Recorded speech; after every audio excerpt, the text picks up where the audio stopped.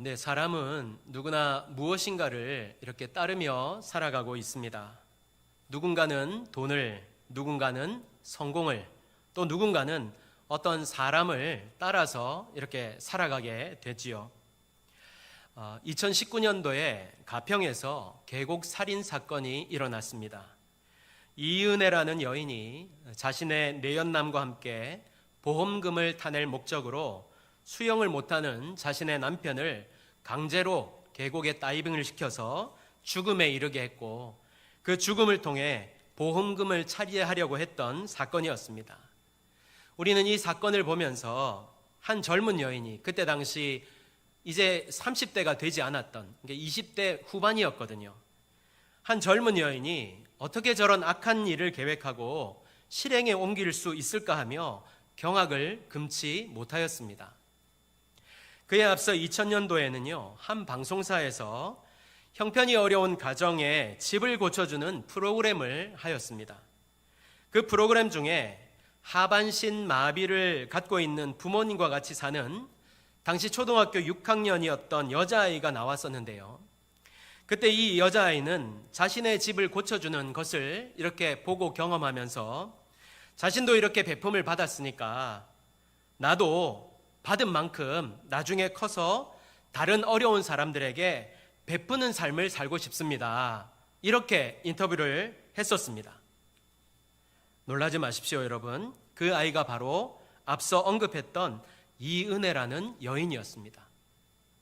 자신이 받았던 베품을 잊지 않고 자라서 다른 사람에게 이 베푼 대로 나누겠다고 했던 그녀가 평범한 인간은 감히 상상도 하지 못할 끔찍한 범죄를 저지른 것입니다. 왜일까요? 무엇이 그렇게 착했던, 남에게 베푸는 사람이 되겠다고 했던 그녀를 이렇게 만들었던 것일까요? 결국에는 돈이었습니다. 그녀가 어떻게 그동안 살았는지는 모르겠지만 그녀는 돈을 따라가는 삶을 살았고, 돈을 따라간 결국 그녀는 살인자가 되고 말았던 것입니다. 이처럼 사람은요, 무엇인가를 따르며 살고 있고, 그 사람이 무엇을 따르든지 그것이 그 사람의 삶의 방향과 결과를 결정합니다. 문제는 이 세상의 그 어떤 것을 선택한다 해도 그것이 우리에게 소망을 줄 수 없고 우리가 소망 가운데 살아갈 수 있도록 하지 못한다는 것이죠. 쉽게 말해서 소위 성공을 향해, 돈을 향해 달려간 모든 사람, 지난번에도 말씀드렸던 브라이언 박 목사님이라든지 혹은 김미경 강사님이라든지 이런 사람들이 어떤 얘기를 우리들에게 전해주었습니까?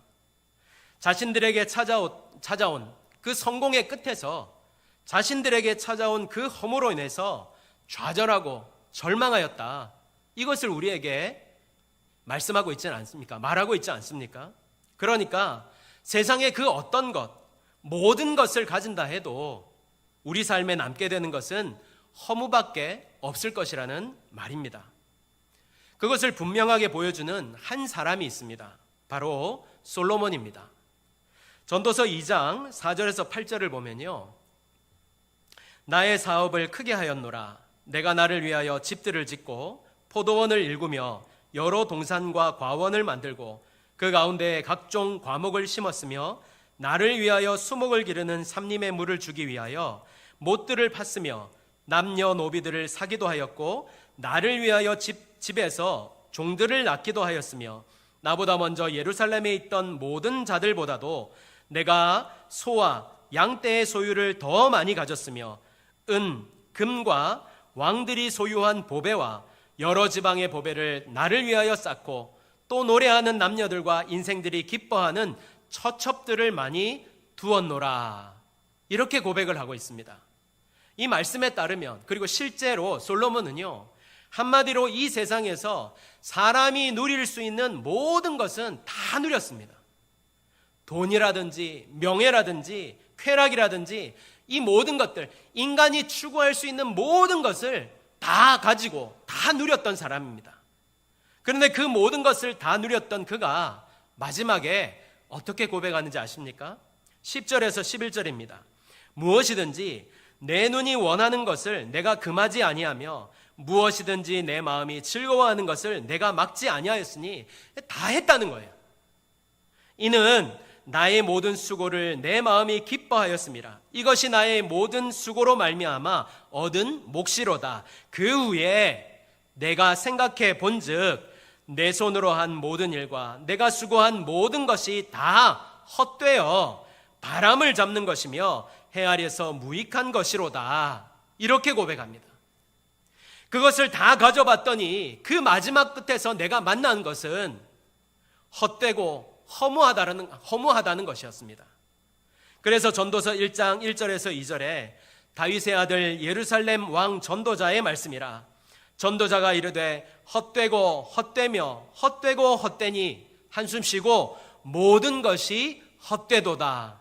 이렇게 말하고 있는 것입니다.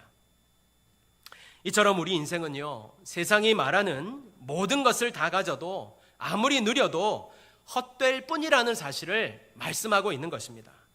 그렇다면 우리는 무엇을 따라야 이런 허무가 아닌, 그 끝에 가서 허무가 아닌 소망 가운데 살아갈 수 있을까요? 무엇을 따라야 우리가 헛되지 않는 인생을 살 수 있을까요? 오늘 우리가 함께 말씀을 대하면서 우리가 진정으로 따라야 할 것을 발견하고, 그래서 세상은 줄 수 없는 참된 소망 가운데 은혜를 누리며 살아가는 성도가 되시기를 간절히 바랍니다.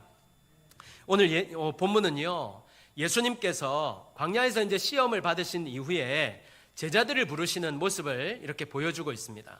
18절에서 19절입니다.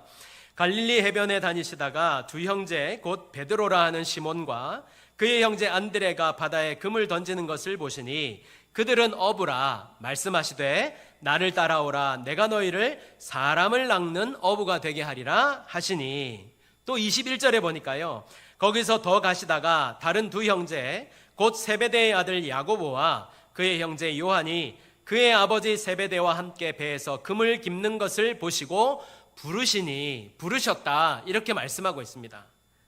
오늘 말씀 가운데 여러분과 나눌 첫 번째 말씀은요, 오늘도 주님은 저와 여러분을 부르고 계신다는 것입니다. 제가 여러 번 말씀드렸지요. 여러분이 이 자리에 지금 나와 계시는 것은 결코 우연이 아니라는 것입니다. 본문에서도 예수님이 우연히 제자들과 마주쳤고 우연히 마주친 상태에서 나 좀 따라와봐, 이렇게 말씀하신 것이 아니었어요. 예수님은 그들을 지켜보셨고 찾아가셨으며 말씀하셨습니다. 이처럼 오늘도 우리 주님이 여러분을 그렇게 이 자리로 불러주신 것입니다. 그리고 오늘도 여러분을 찾아가시면서 여러분이 마음문을 열기를 간절히 원하십니다. 또한 여러분에게 오늘 이 말씀을 주기를 원하십니다. 다시 말해서 여러분이 오늘 이 말씀을 듣기를 원하시는 것입니다.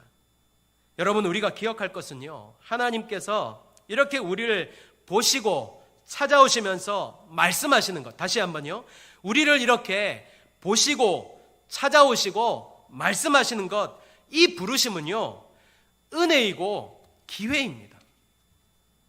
은혜이고 기회입니다. 여러분, 날이면 날마다 오는 게 아니에요. 어디서 많이 들어보셨죠? 날이면 날마다 오는 게 아닙니다. 오늘 이 당연하게 생각되는 이 기회가, 이 자리가 어떤 사람에게는 마지막이 될 수 있다는 거예요. 저는 지난주에 제가 담당했던 청년부에 잠시 다녔던 이 청년의 장례식장에 다녀왔습니다. 이 청년의 결혼 주례를 제가 했었는데요, 이 청년은 잠시 교회를 나오기는 했었지만 자기 자신을 믿고 사는 그런 사람이었습니다. 자기 의로 똘똘 뭉친 사람이었습니다. 세상적으로는요, 이 젊은 나이였는데도 불구하고 그 분야에서 이름만 대면 알 정도로 굉장히 이렇게 성공한 사람이었습니다. 쉽게 말해서 이 세상에서 잘 나가는 사람, 믿음은 없지만 잘 나가는 사람이었다는 거죠. 그런데 어느 날 갑자기 그 어머니에 의해서 연락이 왔는데 이 청년이 피부암에 걸려서 힘들어하고 있다는 거예요. 그래서 기도해달라는 부탁을 받았습니다. 근데 이제 치료하는 중에 참 감사하게도 서울의 어느 병원에서 외국에서 수입할 수 있는 이 약이 있는데, 이 약을 가지고 한번 치료해보자. 이 약을 통해서 좀 이렇게 나은 사람이 있기 때문에 이 약을 통해서 좀 치료해보자. 이런 희망적인 얘기가 들려온 거예요. 그래서 저도 너무 감사하더라고요. 그래서 저도 이제 기도를 했지요. 기도를 했는데 막상 서울에 올라갔는데 이 청년의 상태가 너무 안 좋아서 이 약을 도저히 쓸 수가 없는 거예요. 약이 있음에도 제대로 한번 써보지 못하고 그 사이에 그만 이 청년이 세상을 떠났습니다. 이게 불과 한 달 안에 다 이루어진 일입니다. 여러분, 우리에게는 무슨 일이 일어날지 아무도 모릅니다. 지금 이 예배가 끝나고 돌아가는 길이 안전할지 아무도 보장해 줄 수 없습니다. 그렇게 본다면 지금 이 예배가 여러분의 마지막 기회일 수 있습니다. 주님이 여러분에게 주시는, 찾아오시는 마지막 기회일 수 있다는 거예요. 그렇다면 지금 이 예배에 찾아오시는 주님을, 여러분에게 기회를 주시고 찾아오시는 이 주님을 이 시간 우리가 만나야 되지 않을까요? 오늘 주시는, 우리를 찾아오시는 이 기회의 은혜를 놓치면 안 되잖아요. 여러분, 저는요, 늘 말씀드리지만, 늘 예배 때마다 말씀을 드리지만, 저는 지금 여러분이 마음문을 활짝 열고 찾아오시는, 여러분을 찾아오시는, 그리고 여러분에게 말씀하시는 이 예수님을 여러분이 마음으로 받아들이시기를 예수님의 이름으로 축복합니다. 이 시간 그 예수님께서 여러분을 만나시고 여러분에게 지금까지 알 수 없었던 그 놀라운 은혜와 기쁨을 여러분에게 허락해 주실 줄 믿습니다. 두 번째는요, 그래서 우리도 예수님의 부르심에 따르는 자가 되어야 한다는 사실입니다. 예수님의 부르심에 이들 제자들이 어떻게 반응했습니까? 20절에 보면요, 그들이 곧 그물을 버려두고 예수를 따랐다. 22절에는요, 그들이 곧 배와 아버지를 버려두고 예수를 따랐다. 이렇게 말씀하고 있습니다. 여기 버려두고라는 말은요, 보내버리다, 포기하다, 뭐뭐에게서 떠나다라는 말로요, 배와 그물에 대한 소유권과 사용권을 완전히 포기하고 그것으로부터 등을 돌렸다는 얘기입니다. 그리고 이 단어가 과거형으로 쓰이면서 배와 그물을 완전히 버린 후에 예수님을 따랐다라는 사실을 보여주고 있습니다. 여러분, 어부였던 그들에게 배와 그물은요, 단순한 그냥 물고기 잡는 그런 도구가 아니라 자신들의 삶을 지탱해주는 모든 것이었습니다. 이해하시겠습니까? 전부였습니다. 전부. 자신들이 먹고 살 수 있는 전부였단 말입니다. 이것을 버렸다는 것은 자신의 삶의 중심을 이제 그것으로부터 예수님께로 옮겼다는 거예요. 제가 신학교를 졸업하고 목사가 될 때까지 저희 아내는 직장을 다녔습니다. 아내의 월급이 저희 가정을 지탱해 주고 있었는데요. 그러다가 제가 이렇게 어떻게 하다가 사역을 잠시 쉬게 되었습니다. 그러던 중에 제 아내가 직장을 그만두라는 응답을 받게 됐습니다. 마음의 확신을 갖게 되었어요. 그리고 저에게 직장을 그만둬야 되겠다고 어느 날 이제 얘기를 하더라고요. 믿는 구석이 아내였는데 이 아내마저 직장을 그만두겠다고 하니 저에게 두려움이 찾아왔습니다. 왜냐하면 당연히 그러면 우리는 뭘 먹고 사나? 어떻게 살아야 되나? 만약 내 사역지가 구해지지 않으면 어떻게 해야 되나? 이런 근심과 두려움이 찾아오더라고요. 그렇지만 결국 저는 그렇게 하자고 했습니다. 저도 결단했습니다. 그리고는 가만히 생각해 보니까 저는 그동안 하나님을 바라본 것이 아니라 아내의 월급을 의지하며 살았더라고요. 하나님이 아니라 아내의 월급이 제게 하나님이었던 것입니다. 그리고 완전히 결단을 하고 하나님의 손에 저희 가정을 맡겼습니다. 물질에 기대지 않고 주님 주신 것으로 살겠다, 이렇게 결단을 했습니다. 결단과 동시에 무슨 일이 일어났는지 아십니까? 저희 집 냉장고는 계속 누군가에 의해서 차 있었고 얼마 후 생각지도 못했던 교회에서 오라는 콜링을 받아서 제가 사역을 시작할 수 있게 되었습니다. 여러분, 우리에게는요, 포기해야 될 것이 있습니다. 우리가 알지도 못하는 사이에 의지하는 것들, 주님보다 더 사랑하는 것들이 분명히 있습니다. 중요한 것은요, 그것을 가지고는 예수님을 따르지 못한다는 것입니다. 오늘 제자들을 한번 보십시오. 그들이 버린 것이 무엇입니까? 앞서도 말씀드렸지만 그것은 자신들의 삶을 이어갈 수 있는 모든 것이었습니다. 심지어 공동체의 일원의 자격도 버렸습니다. 자신의 모든 것을 내려놓고 주님께 자신을 맡긴 것입니다. 자신을 전부를 드린 것이에요.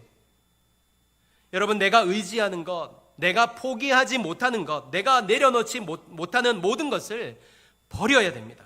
그래야 우리가 온전히 주님을 따를 수 있어요. 마태복음 16장 24절에 이에 예수께서 제자들에게 이르시되 누구든지 나를 따라오려거든 자기를 부인하고 자기 십자가를 지고 나를 따를 것이니라 말씀하고 있습니다. 네, 두려울 것입니다. 당장 지금 내가 가지고 있는 것 포기하라고 내려놓으라고 하면 많이 두려울 거예요. 하지만 여러분 기억하십시오. 우리가 손을 이렇게 움켜쥐면 펴게 하십니다. 반대로 펴면요, 다시 쥐게 하십니다. 이 비밀을 꼭 기억하세요. 우리가 주님 앞에 손을 펴면요, 절대로 그대로 놔두시지 않으십니다. 더 크고 더 놀라운 방법으로요, 채우시고 도우시며 인도하여 주실 것입니다. 특별히 우리가 주목할 것은요, 그들이 곧 그물을 버려두었다는 겁니다. 뒤로 미루지 않았습니다. 즉시 시행했습니다. 그리고 따랐다는 것은요, 이들의 의지입니다. 강력한 의지. 이 말은요, 오늘도 말씀을 듣고 그래, 나도 주님을 따라야지, 나도 주님 따라가야지 라고 생각하는 모든 분들에게 그게 아니라 지금 이 자리에서 결단하고 예수님을 따라야 된다라는 사실을 말씀하고 있는 것입니다. 열왕기상 18장에 이스라엘 땅에 기근이 찾아오잖아요. 우리 한번 살펴봤잖아요. 여러분, 성경에 기근이 찾아온다는 것은요, 모두 하나님의 진노와 관련이 되어 있습니다. 하나님과 이스라엘 관계에 관련이 있어요. 이스라엘 백성은 세상과 우상과 하나님 사이를 저울질했습니다. 이게 좋으면 이리로 가고 저게 좀 낫다 싶으면 저리로 가고 하나님은 놓을 수도 없고. 왜요? 어릴 때부터 듣고 보고 배운 게 있거든요.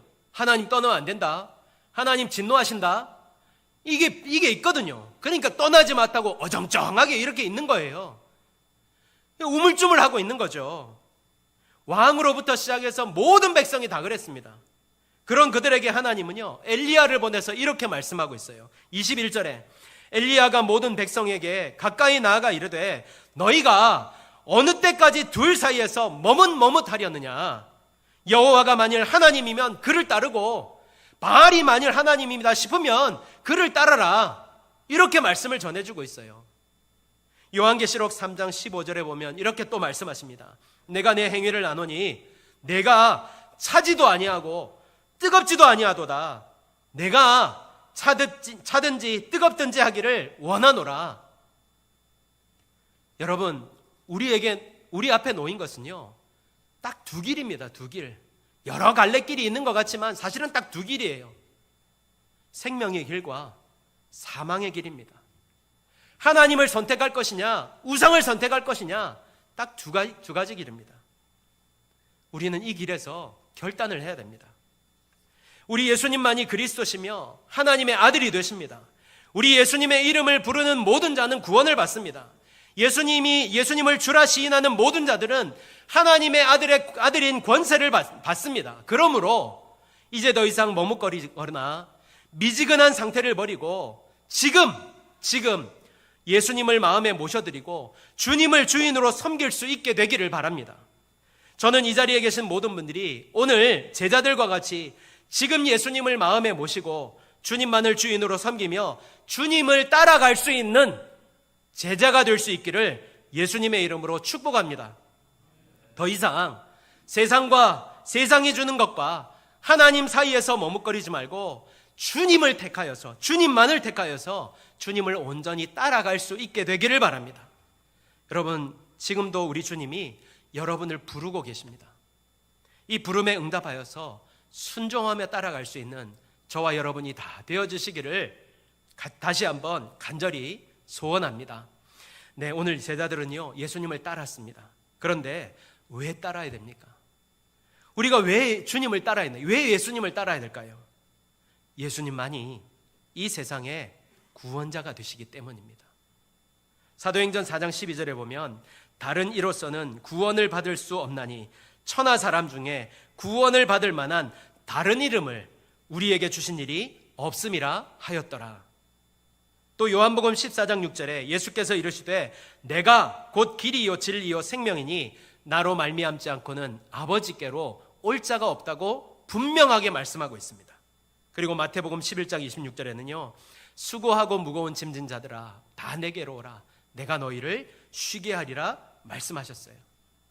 여러분, 오늘 본문에 나오는 예수님은요 힘들어 고통하는 자, 병들어 아파하는 자, 그들을 주님 앞에 나오는 그들 모두를 다 고쳐주셨어요. 마태복음 11장에서 어떻게 말씀한다고요? 수고하고 무거운 짐을 자들아, 짐을 진진 자들아 다 내게로 와라. 내가 너희를 쉬게 하겠다. 함께 하겠다. 동행하겠다 라고 말씀하시잖아요. 그리고 이렇게 말씀하십니다. 로마서 10장 13절에 누구든지 주의 이름을 부르는 자는 구원을 받으리라. 결론의 말씀을 드립니다. 여러분, 우리가 이렇게 모든 것을 버려두고 주님을 따르게 되잖아요. 모든 것을 버리고 주님을 선택하여서 주님을 따르게 되잖아요. 그러면요 우리에게 예수님의 능력이 나타나게 돼 있습니다. 여기까지 하다가 우리 하영조 목사님의 설교가 생각이 났습니다. 목사님의 설교에서 이런 말씀이 있더라고요. 오늘날 교회에 건물도 있고 물질도 있고 사람도 있고 모든 것이 다 갖춰져 있다는 것입니다. 그런데 초대교회와 다른 것이 있다는 것입니다. 무엇인가 다르다는 거예요. 초대교회를 한번 생각해 보십시오. 초대교회는 건물도 없었습니다. 물질도 없었어요. 그런데 무엇이 있었습니까? 나사렛 예수의 이름이 있었다는 것입니다. 다시 한번 생각해 볼까요? 초대교회에 여러분 아무것도 없었습니다. 그래서 은과 금은 내게 없거니와 라고 얘기를 하잖아요. 여러분, 우리가 예수님을 믿고 예수님의 이름에 순종하여서 예수님만을 온전히 따르게 된다면 우리에게도 십자가의 능력이 나타나게 될 것입니다. 23절에서 24절을 다시 한번 보십시오. 예수께서 온 갈릴리에 두루 다니사 그들의 회당에서 가르치시며 천국 복음을 전파하시며 백성 중에 모든 병과 모든 약한 것을 고치시니 그의 소문이 온 수리아에 퍼진지라. 사람들이 모든 앓는 자, 곧 각종 병에 걸려서 고통당하는 자, 귀신 들린 자, 간질하는 자, 중풍병자들을 데려오니 그들을 고치시더라. 한마디로 뭡니까? 회복이 일어나게 된다는 거예요. 예수님을 통한 회복이 일어나게 된다는 것입니다. 지난주에 저는 한 분을 더 만났는데요. 이분도 죄송합니다만 뇌졸중인지 뇌출혈인지 제가 잘 기억이 나질 않습니다. 그런데 이렇게 보면은 죄송합니다만 저희 어머니도 그러셨고요. 뇌졸중이나 뇌출혈이 있으신 분은요 회복이 돼도 이렇게 평범하게 다 회복이 되지는 않습니다. 왜냐하면 이 뇌라는 게 한번 다치면 회복이 불가능하기 때문입니다. 그런데요 놀라운 것은 이분이 분명히 쓰러져서 수술을 받고 일어났는데 그리고 재활을 했는데 놀라운 것은요 겉으로 보기에는 아무 문제 없이 다 회복이 되었습니다. 그분이 그렇게 말씀하시더라고요. 이거는 주님께서 나에게 베푸신 기적입니다. 제가 무슨 말씀을 드리고자 하느냐면요, 여러분 우리에게도요 정말로 예수 그리스도를 주라 시인하고 예수님을 온전히 따르게 될 때 우리 안에도요 이런 진정한 회복이 병고침뿐만이 아닙니다. 우리 마음 깊숙한 곳의 모든 병까지 하나님의 치료하심의 그 은혜가 또한 모든 것의 회복이 일어나게 될 줄 믿습니다. 그러므로 이 말씀은요 지금도 주를 따르는 모든 자들, 진정으로 주님을 따르는 모든 자들에게 일어난 일을 보여주고 있는 것입니다. 사랑하는 여러분, 오늘 제가 여러분에게 드리는 이 말씀은요 여러분을 세뇌시키는 것도 아니고 주입하는 것도 아닙니다. 이래야 됩니다. 저래야 됩니다. 이게 맞습니다. 이렇게 말씀드리는 게 아니에요. 이것은요, 실제입니다. 주님은 지금도 우리를 찾아오고 계시며 우리 마음 문을 두드리십니다. 여러분의 마음이 열리기를 소망하시며 여러분을 찾아오시는 분이십니다. 그러므로 우리는 이 부르심에 순종하여서 반응하고 주님을 따르는 제자가 되어야 합니다.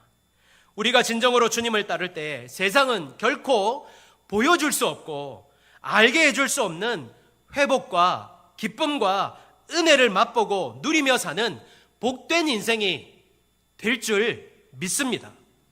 이 사실을 믿고 모든 것을 곧 버리고 예수님을 따랐던 제자들과 같이 주님을 온전히, 주님만을 온전히 따를 수 있는 제자가 되시기를 예수님의 이름으로 축복합니다. 아멘.